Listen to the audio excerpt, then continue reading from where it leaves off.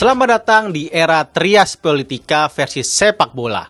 Sebuah era di mana batas antara tribun dan kantor pemerintahan kini setipis tisu wajah. 3 pilar demokrasi kita sekarang sudah lengkap berlaga di atas rumput hijau. Ini bukan lelucon politik. Inilah wajah baru dan fenomena anyar Liga Indonesia. Sebuah taman bermain eksklusif bagi para penguasa republik.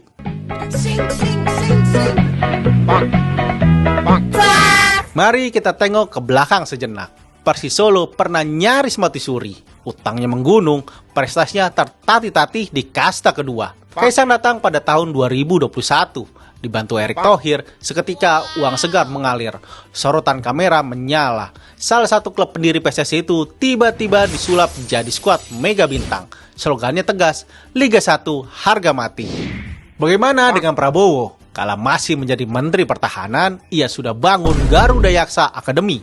Baru setahun bernapas, Juni 2025, Garuda Yaksa langsung mencaplok klub Liga 2, PSKC Cimahi. Klub tradisional asal Jawa Barat itu pun kini sudah lenyap, berganti kulit menjadi Garuda Yaksa FC. Musim ini, Garuda Yaksa FC tampil mengerikan. Garuda Yaksa jadi kandidat kuat di kasta Championship.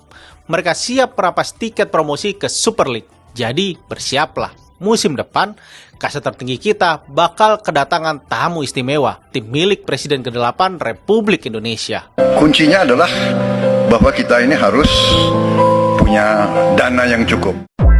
Jika Presiden sudah, Polri yang merupakan lembaga langsung berada di bawahnya tak mau kalah. Semua mahfum dengan Bayangkara Presisi Lampung FC. Jangan remehkan klub berjersey coklat ini. Skuad ini bahkan sudah pernah mencicipi nikmatnya trofi juara Liga 1 pada musim perdana 2017 silam.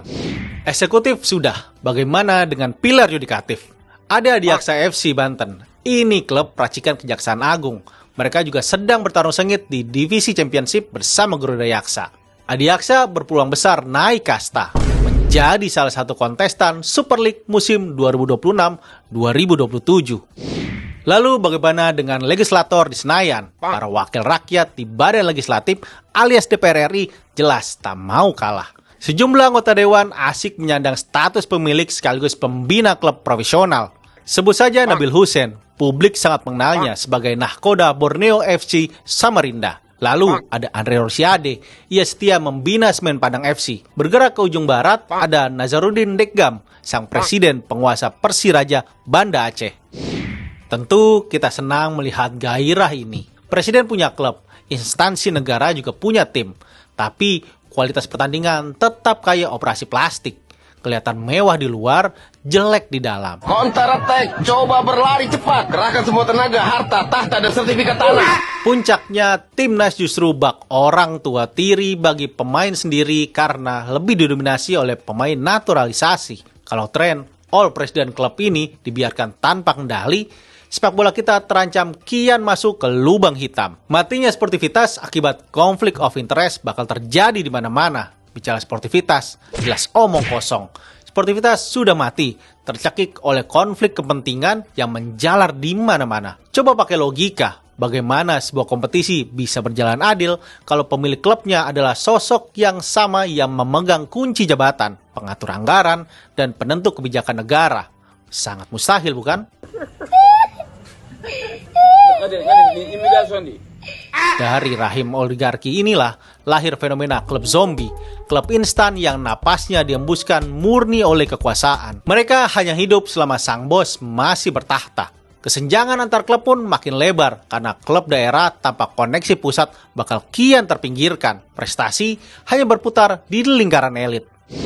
Sepatutnya sepak bola jangan cuma jadi panggung pencitraan politik paling seksi di negeri ini. Kita butuh regulasi kepemilikan klub yang jauh lebih ketat. Idealnya, pejabat publik aktif dilarang memegang klub profesional.